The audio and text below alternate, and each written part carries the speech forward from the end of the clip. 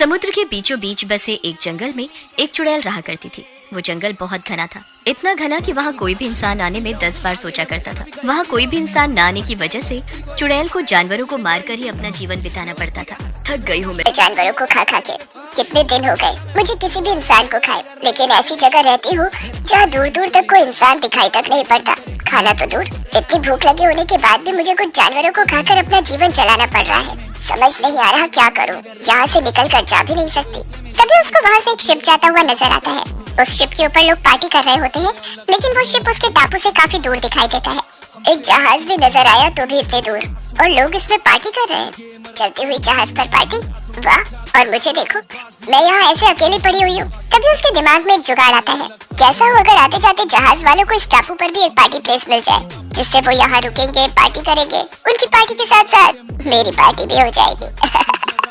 अगले ही पल से चुड़ैल अपने जुगाड़ को पूरा करने के लिए अलग अलग जुगाड़ करके चीजें इकट्ठी करती है और अपना एक कॉटेज तैयार कर देती है, जो देखने में बहुत सुंदर होता है। कोई उसको देखकर ये नहीं बोल सकता कि वो जुगाड़ से बना हुआ है। जुगाड़ू चुड़ैल इतना अच्छा कॉटेज बनाकर खुद पर हैरान हो जाती है। वाह, जुगाड़ की चीजों से कितना अच्छा कॉटेज बना दिया मैंने। अब बस इस पर इंसानों की नजर पड़े और वो इस टापू पर आना शुरू कर दे, फिर हम असली पार्टी करेंगे। उसके कुछ दिनों बाद ही उस टापू के सामने से एक शिप जा रही होती है। शिप में कॉलेज के बच्चे होते हैं। वाह, ये देखो कितना सुंदर कॉटेज है इस टापू पर, और कितना अच्छा गाना भी चल रहा है। क्यों नहीं यहीं उतरकर पार्टी की जाए? ये तो काफी दिलचस्प सा दिख रहा है, पर यहाँ तो कोई आता ही नहीं है, तो इसको बनाया किसने होगा? क्या पता किस कंपनी का आइडिया हो यहाँ पर पार्टी प्लेस बनाने का, ताकि आते जाते लोग यात्रा से थोड़ी देर का ब्रेक लेकर इस टापू पर उतरे और मजे कर सकें। और इतनी शांति कहाँ मिलेगी? हाँ, हमें क्या करना है किसने बनाया या किसने नहीं। चलो आज मस्ती करते हैं, मजा आएगा। चलते हैं इस टापू पर। उनका पूरा ग्रुप उस टापू पर उतर जाता है और उस कॉटेज की तरफ चल पड़ता है। उनको आता देख चुड़ैल अपना नकली रूप ले लेती है और एक मैनेजर बनकर खड़ी हो जाती है। हेलो, मैं आपकी क्या हेल्प कर सकती हूँ? इस कॉटेज में आपका स्वागत है। ये बहुत ही खूबसूरत कॉटेज है, आपको यहाँ बहुत मजा आएगा। हाँ, ये है तो बहुत सुंदर। जुगाड़ से इतना सुंदर भी कुछ बन सकता है। तुम लोगों ने कर दिखाया। लेकिन ये सब छोड़ो, ये बताओ इसको यहाँ पर बनाया किसने है? जी, इसको बनाने वाले शहर में रहते हैं। ये हमारे मालिक ने बनाया है। उन्होंने ये सोचकर इस कॉटेज को बनाया कि जैसे लोग एक जगह से दूसरी जगह जाते हैं तो थक जाते हैं, और शिप में तो कहीं रुकना भी नहीं होता, तो बीच में रुककर इस टापू पर थोड़ी सी मस्ती कर पाए।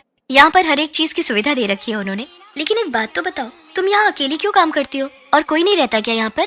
अभी तुम्हें अकेले डर नहीं लगता? यहाँ स्टाफ बड़ा नहीं है, लेकिन बहुत जल्द यहाँ पर हम और लोगों को बुलाकर काम करवाएंगे।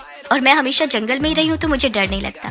उनका ग्रुप वहाँ पर पार्टी करने लगता है और वो सब रात को पार्टी करके सो जाते हैं। सबके सोते ही चुड़ैल अपने असली रूप में आ जाती है। आ जाएगा असली मजा, आज मिलेगा इंसानी गोश्त। इतने दिनों से तरस गई थी मैं इसके लिए। चलो खाते हैं, बहुत दिन बाद आज कुछ अच्छा खाने को मिलेगा। चुड़ैल इतना बोलकर कॉटेज के अंदर प्रिया के रूम में चली जाती है। फिर वो प्रिया को मारकर खा जाती है। आहा, बहुत मजा आया। कितना मीठा खून था, बहुत मजा आया खाकर। ऐसे करके वो पंकज और प्रिंस को भी मार डालती है और उनको भी खा जाती है। अगली सुबह शिप मैनेजर को लगता है कि सारे लोग वापस आ चुके हैं, तो वो वहाँ से शिप आगे ले जाते हैं। ऐसे ही आने जाने वाले जहाज चुड़ैल के टापू पर आते और जुगाड़ से बनाए हुए अपने कॉटेज की मदद से चुड़ैल अपने खाने का जुगाड़ करती रहती। लेकिन एक दिन पता चलता है कि शहर में जो भी उस टापू पर उतरा है वो वापस नहीं आया।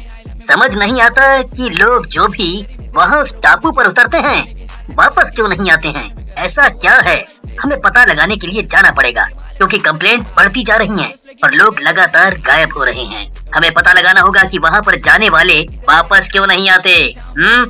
सर, हमें वहाँ जाकर ही देखना होगा कि आखिर वहाँ ऐसा क्या है जो लोग वहाँ चले तो जाते हैं पर उनका आना मुमकिन नहीं हो पाता है।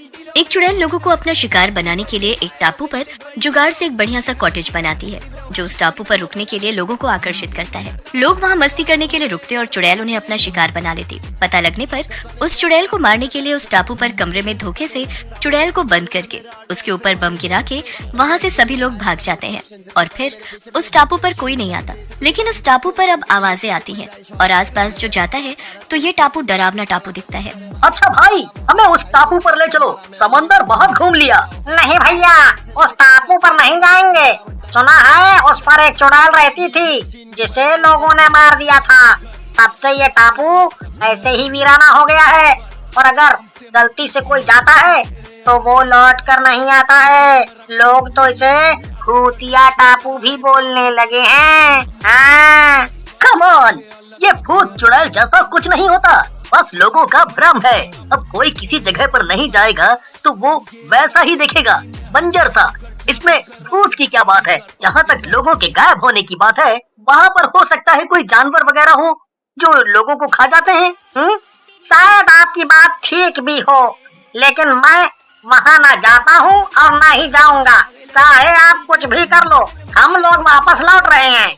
ठीक है, नहीं जाना है तो कोई बात नहीं, मैं किसी और नाविक से बात कर उस टापू पर जाऊंगा। आपका मन ढूंढ लीजिएगा, पर कोई मिलेगा नहीं, क्योंकि वहाँ सबका जाना मना है। ये क्या समीर, इतना समझाने के बाद भी तुम वहाँ जाना चाहते हो? शायद नाविक सच बोल रहा हो। मैं लोगों का अंधविश्वास मिटाना चाहता हूँ और तुम मुझे इस बेतुकी बात पर विश्वास करने को बोल रही हो।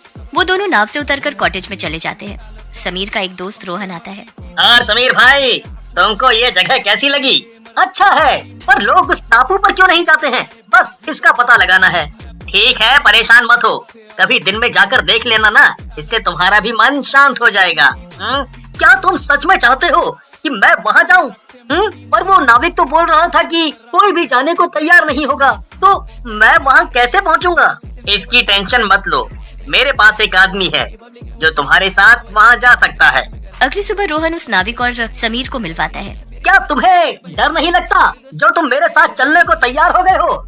सर, मैं उस टापू के अंदर नहीं जाऊंगा। हाँ, मैं बस समंदर में ही अपनी नाव के साथ रहूंगा।